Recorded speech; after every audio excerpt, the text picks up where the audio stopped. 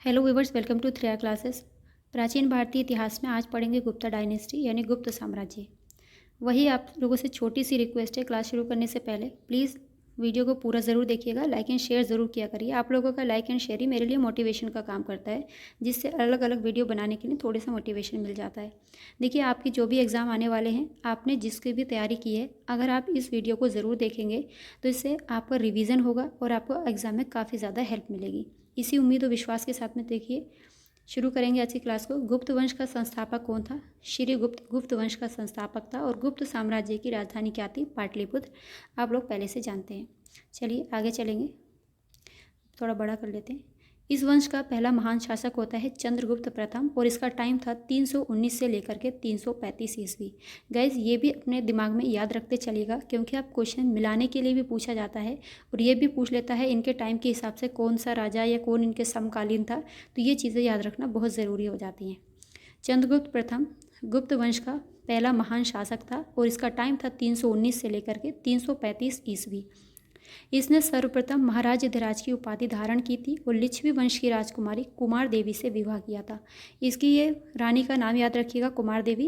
एक बार एग्जाम में क्वेश्चन पूछा गया था, 4 राजाओं के नाम दिए थे और उनकी पत्नियों के नाम जो थे, रानियों के नाम मैचिंग में दिए गए थे, तो याद रखेंगे कुमार देवी किसकी राजकुमारी थी? चंद्रगुप्त प्रथम की। ऑप्शन में चंद्रगुप्त द्वितीय भी था, तो चंद्रगुप्त प्रथम की राजकुमारी थी कुमार देवी।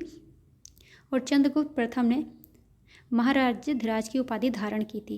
चंद्रगुप्त प्रथम ने ही 319 ईस्वी में गुप्त संवत प्रारंभ किया था। देखिए, संवत, विक्रम संवत, शक संवत और गुप्त संवत, इन सब चीज़ों को याद रखिएगा, यहाँ से कन्फ्यूज़न क्रिएट होता है। गुप्त संवत का प्रारंभ चंद्रगुप्त प्रथम ने कब किया था? 319 ईस्वी में किया और इसके बाद में समुद्रगुप्त गुप्त वंश का शासक बना, जिसको भारत का नेपोलियन भी कहा जाता है। इंपॉर्टेंट है, काफ़ी बार क्वेश्चन पूछा भी गया है। यानी भारत का नेपोलियन किसको कहा जाता है? याद रखेंगे, समुद्रगुप्त को भारत का नेपोलियन कहा जाता है। इसने आर्यवर्त के 9 शासक और दक्षिणापथ के 12 शासकों को पराजित किया था।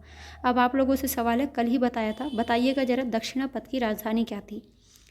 समुद्रगुप्त को कविराज की उपाधि प्रदान की गई है। इनकी उपाधियां याद रखिएगा, मैचिंग में पूछी जाती हैं। समुद्रगुप्त की उपाधि क्या थी? कविराज थी। चंद्रगुप्त प्रथम की क्या थी? महाराज धीराज थी। और चंद्रगुप्त द्वितीय की विक्रमादित्य थी। ठीक है। समुद्रगुप्त के संधि विग्राहक यानी विदेश मंत्री तथा राजकवि हरिशेन ने प्रयाग प्रशस्ति की रचना की थी। याद रखेंगे, क्वेश्चन पूछा जाता है प्रयाग प्रशस्ति की रचना किसके टाइम में होती है? समुद्रगुप्त के विदेश मंत्री के द्वारा, जिसका नाम था हरिशेन, ने प्रयाग प्रशस्ति की रचना की। ऑप्शन में एक बार पूछा गया था प्रयाग प्रशस्ति की रचना किसके टाइम में हुई थी, तो समुद्रगुप्त के टाइम में। किसने की थी? हरिशेन ने की थी। समुद्रगुप्त का उत्तराधिकारी होता है चंद्रगुप्त द्वितीय। टाइम था 375 ईस्वी। इसमें गद्दी पर बैठता है। और चंद्रगुप्त द्वितीय के काल में ही चीनी यात्री, जिसका नाम था फाहियान यात्री, भारत की यात्रा पे आता है। काफ़ी बार क्वेश्चन पूछा गया है, याद रखिएगा। चीनी यात्रियों का क्रम पूछा जाता है, तो याद रखेंगे कैसे? फांसी हुई, फांसी हुई, फा से फाहियान, सी से सोंगयुंग और हुई से हुएनसांग और ई से इत्सिंग। फांसी हुई, ये चीनी यात्रियों का भारत आने के संबंध में क्रम है, क्वेश्चन पूछा गया है। देखेंगे फाहियान किसके टाइम में आता है? चंद्रगुप्त द्वितीय के। शकों को पराजित कर इसने विक्रमादित्य की उपाधि धारण की और चांदी के सिक्के चलवाए थे। चंद्रगुप्त द्वितीय का उत्तराधिकारी बनता है कुमारगुप्त प्रथम। 415 से लेकर के 455 ईस्वी टाइम था इसका। और कुमारगुप्त प्रथम ने ही नालंदा विश्वविद्यालय की स्थापना की थी। कुमारगुप्त प्रथम ने नालंदा विश्वविद्यालय की स्थापना की। कुमारगुप्त के बाद में उत्तराधिकारी बनता है स्कंदगुप्त। टाइम था 455 से लेकर 467 ईस्वी। इंपॉर्टेंट है, क्वेश्चन पूछा जाता है हूणों का आक्रमण किसके समय में हुआ था, तो आपका आंसर हो जाएगा स्कंदगुप्त। स्कंदगुप्त के समय हूणों का आक्रमण हुआ था। गाइस ये क्वेश्चन पूछा जाता है और क्वेश्चन ये भी बनाया कि हूणों का आक्रमण स्कंदगुप्त के समय हुआ था, ऐसा किस अभिलेख में लिखा हुआ है, आप लोग बताइएगा ज़रा। कि इसने गिरनार स्थित सुदर्शन झील का पुनरुद्धार करवाया था। गिरनार में जो सुदर्शन झील थी उसका पुनरुद्धार करवाता है स्कंदगुप्त। और सुदर्शन झील का निर्माण किसने कराया था? चंद्रगुप्त मौर्य ने कराया था। पिछली क्लासेस में हम लोगों ने देखा है। अगर आपने वो वीडियोस नहीं देखे तो जाकर प्लीज़ ज़रूर देखिएगा, काफ़ी हेल्प मिलेगी। विष्णुगुप्त गुप्त वंश का अंतिम शासक था। गुप्त वंश का पहला शासक था श्रीगुप्त और अंतिम शासक कौन था? विष्णुगुप्त। गुप्त साम्राज्य अनेक प्रांतों में विभाजित था। प्रांत को देश, अवनी तथा भुक्ति कहते थे। और यहाँ पे एक अवनी शब्द मिल गया, याद रखेंगे। अवनी किसका होता है? पर्यायवाची। अवनी पृथ्वी का पर्यायवाची होता है। साथ साथ ऐसे ही लिंक करके पढ़ते रहिएगा। भुक्ति के शासक को क्या कहा जाता था? भुक्ति के शासक को उपरिक कहा जाता था। यहाँ पर क्वेश्चन पूछा जाता है स्टेटमेंट के रूप में कि गुप्त काल में भुक्ति के शासक क्या कहलाते थे? उपरिक कहलाते थे। या गुप्त काल में प्रांतों को किस रूप में जाना जाता था? तो देश, अवनि या भुक्ति के रूप में इनको जाना जाता था। देखिए, सुदर्शन झील के निर्माण और जीर्णोद्धार से संबंधित कुछ विवरण है, इंपॉर्टेंट है, याद रखेंगे। चंद्रगुप्त मौर्य शासक था और इसका अधिकारी था पुष्यगुप्त। ठीक है। अशोक शासक था, इसका अधिकारी था तुषाप। इन्होंने क्या किया था? सुदर्शन झील के निर्माण किया था। किसने? चंद्रगुप्त मौर्य ने। और जो उनके अधिकारी थे पुष्यगुप्त, इन लोगों ने क्या किया था? इन सब चीज़ों का जीर्णोद्धार करवाया था, याद रखेंगे। रुद्रदामन ने जीर्णोद्धार करवाया था और सुविशाख ने किया था। ठीक है। अशोक तुषाप अधिकारी था। स्कंदगुप्त शासक था, याद रखेंगे। अभी हम लोगों ने पढ़ा स्कंदगुप्त ने भी क्या किया था? सुदर्शन झील का जीर्णोद्धार करवाया था और चक्रपालित इसका अधिकारी था। ठीक है। मतलब इसको काम को देखने वाला। जैसे चंद्रगुप्त मौर्य ने सुदर्शन झील का निर्माण कराया तो इसका अधिकारी कौन था? पुष्यगुप्त था, जिसने इसमें सहायता की थी। और अशोक ने भी सुदर्शन झील के निर्माण में काम कराया था, तो तुषाप इसका अधिकारी था। रुद्रदामन ने इसका क्या कराया था? जीर्णोद्धार कराया और इसका अधिकारी था सुविशाख। और स्कंदगुप्त ने भी जीर्णोद्धार कराया था सुदर्शन झील का और इसका अधिकारी था चक्रपालित। क्वेश्चन यहाँ से पूछे हुए, स्क्रीनशॉट जरूर रखिएगा। सीमांत प्रदेशों के शासक को क्या कहते थे? गुप्त साम्राज्य में सीमांत प्रदेश के शासक को गोप्ता कहते थे। ठीक है। भुक्ति विषय में बटे हुए थे और इसके प्रमुख को विषयपति कहा जाता था। दंड पाशिक पुलिस विभाग का प्रमुख होता था और प्रशासन की सबसे छोटी इकाई ग्राम होती थी। आज भी वही चीज़ है, ग्राम ही सबसे छोटी इकाई होती है प्रशासन की। ग्राम समूह को पेठ कहा जाता था। अगर क्वेश्चन यहाँ से पूछ ले गुप्त काल में ग्राम समूह को क्या कहते थे, तो आप बैठ के क्या सोचेंगे? तो याद रखेंगे पेठ कहा जाता था। और इस तरीके से क्वेश्चन पूछे गए हैं। गुप्त काल में सामान्यतः भू राजस्व की दर 1/6 थी। इंपॉर्टेंट सवाल है, ये भी पूछा गया था कि गुप्त काल में सामान्यतः भू राजस्व की दर क्या है? तो 1/6 थी।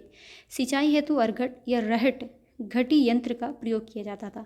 रहट आप लोग जानते ही हैं ना, पहले प्राचीन ज़मानों में इन सब चीज़ों का प्रयोग होता था। गुप्त राजाओं ने सर्वाधिक स्वर्ण सिक्के चलाए थे, जिनको दिनार कहा जाता था। क्वेश्चन पूछा गया है गुप्त काल में सोने के सिक्के क्या कहलाते थे? तो आपका आंसर हो जाएगा दिनार। गुप्त राजाओं ने सबसे ज़्यादा कौन से सिक्के चलाए थे? सोने के सिक्के चलाए थे। मैंने कल ही क्लास में बताया था सबसे पहले सिक्के किसने चलाए थे, आप लोग बताइएगा ज़रा। कायस्थ वर्ग का सर्वप्रथम उल्लेख मिलता है याज्ञवल्क्य की स्मृति में और ओशनम स्मृति में कायस्थों का उल्लेख सर्वप्रथम जाति के रूप में किया गया था। गुप्त शासक कहते थे ये वैष्णव धर्म के अनुयायी थे, यानी गुप्त शासक वैष्णव धर्म को मानते थे और इनका राज्य चिन्ह भगवान विष्णु का वाहन गरुड़ था। देवगढ़ के दशावतार मंदिर का निर्माण गुप्त काल में हुआ था। ये क्वेश्चन पूछा गया था कि दशावतार मंदिर कहाँ पर है, तो याद रखेंगे उत्तर प्रदेश के देवगढ़ में दशावतार मंदिर हैं। और एक बार क्वेश्चन पूछा गया था कि दशावतार मंदिर का निर्माण किस काल के हैं, यानी देवगढ़ के दशावतार मंदिर किस काल के हैं, ये क्वेश्चन बना था। तो याद रखेंगे ये गुप्त काल के मंदिर हैं। आगे मूव करेंगे। मंदिर निर्माण की कला का प्रारंभ गुप्त काल में होता है। गुप्त काल में याज्ञवल्क्य, नारद, कात्यायन और बृहस्पति स्मृतियों की रचना हुई। इंपॉर्टेंट है, यहाँ से क्वेश्चन पूछा गया था। अजंता में गुफा नंबर 16, 17, 19 गुप्तकालीन है। ये क्वेश्चन भी पूछा हुआ है, स्टेट पीसीएस में क्वेश्चन पूछा गया था। अजंता में गुफा संख्या कौन सी है? 16, 17 और 19 गुप्तकालीन है। इसमें महात्मा बुद्ध के विभिन्न दृश्यों जैसे कि जन्म, महाभिनिशीकरण और महापरिनिर्वाण आदि का चित्रण किया गया है। बताइएगा जरा महाभिनिशीकरण की घटना कौन सी वाली है? पिछली क्लासेस में सारा देखा, देखें आप लोगों को कितना याद रहता है। अजंता की गुफाएं बौद्ध धर्म के महायान शाखा से संबंधित हैं। चंद्रगुप्त द्वितीय के दरबार में महाकवि कालिदास एवं प्रसिद्ध आयुर्वेद चिकित्सक धन्वंतरि निवास करते थे। क्वेश्चन पूछा गया है कालिदास किसके दरबारी कवि थे? याद रखेंगे ये थे चंद्रगुप्त द्वितीय के। और प्रसिद्ध आयुर्वेदिक चिकित्सक जिनका नाम था धन्वंतरि, ये भी चंद्रगुप्त द्वितीय के दरबार से ही संबंधित थे। आर्यभट्ट महान गणितज्ञ थे। इन्होंने आर्यभट्टियम तथा सूर्य सिद्धांत नामक ग्रंथ लिखा है। आर्यभट्टियम के नाम से तो पता चल जाएगा कि आर्यभट्ट ने लिखा है, लेकिन सूर्य सिद्धांत भी क्वेश्चन पूछा गया है, तो आपका आंसर होना चाहिए आर्यभट्ट ने इस ग्रंथ की रचना की थी या लिखा था। याद कर लीजिएगा, इनके नाम को एकदम रट लीजिएगा। रट लीजिएगा मतलब एकदम ये टंग पर याद होने चाहिए। क्वेश्चन यहाँ से रिपीट होते हैं, पूछे जाते हैं। कालिदास किसके दरबारी कवि थे? तो चंद्रगुप्त द्वितीय के। धन्वंतरि किसके दरबार में रहते थे? चंद्रगुप्त द्वितीय के। आर्यभट्ट किससे संबंधित? चंद्रगुप्त द्वितीय के दरबार से। गुप्त काल को भारतीय इतिहास का स्वर्णकाल कहते हैं और आर्यभट्ट ने सर्वप्रथम बताया कि पृथ्वी सूर्य की परिक्रमा करते हैं। ये क्वेश्चन भी बना है, क्वेश्चन पूछा गया था। आर्यभट्ट ने बताया था तीन चार ऑप्शन में थे, उसमें तब पृथ्वी सूर्य की परिक्रमा करती है, सूर्य पृथ्वी की परिक्रमा करता है, तो आपको याद रखना पृथ्वी सूर्य की परिक्रमा करती है, ऐसा सबसे पहला किसने कहा था? आर्यभट्ट ने कहा था। आगे देखेंगे गुप्त काल के मंदिर हैं, इंपॉर्टेंट है, यहाँ से क्वेश्चन मैचिंग में पूछा जाता है, एकदम स्क्रीनशॉट रखिएगा और इसका बार बार रिवीजन जरूर करिएगा। विष्णु मंदिर किस काल के हैं? तिगवा जबलपुर मध्य प्रदेश में गुप्तकालीन मंदिर हैं। शिव मंदिर भूमरा नागौद मध्य प्रदेश में है। पार्वती मंदिर इंपॉर्टेंट है, क्वेश्चन पूछा गया है, नचना कुठार मध्य प्रदेश में है। दशावतार मंदिर मोस्ट इंपॉर्टेंट, ये क्वेश्चन पूछा हुआ है, दशावतार मंदिर किस काल के हैं? तो गुप्त काल के हैं। कहाँ पर? देवगढ़ ललितपुर उत्तर प्रदेश में है। यूपी वालों के लिए इंपॉर्टेंट है, क्वेश्चन यहाँ से यूपी स्पेशल में पूछा गया था। शिव मंदिर है खो नागौद मध्य प्रदेश में। भीतरगांव का मंदिर है, भीतरगांव कानपुर उत्तर प्रदेश में, क्वेश्चन पूछा हुआ है। लक्ष्मण मंदिर ईंटों के द्वारा मंदिर निर्मित किया गया, सिरपुर रायपुर छत्तीसगढ़ में ये मंदिर है। फिर से एक बार देखिएगा जल्दी से। विष्णु मंदिर तिगवा जबलपुर मध्य प्रदेश में गुप्तकालीन मंदिर है।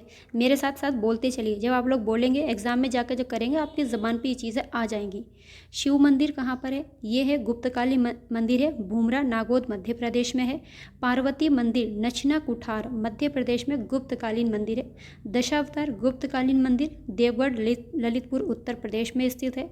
शिव मंदिर ये खो नागौद मध्य प्रदेश में है। भीतरगांव मंदिर भीतरगांव कानपुर उत्तर प्रदेश में है।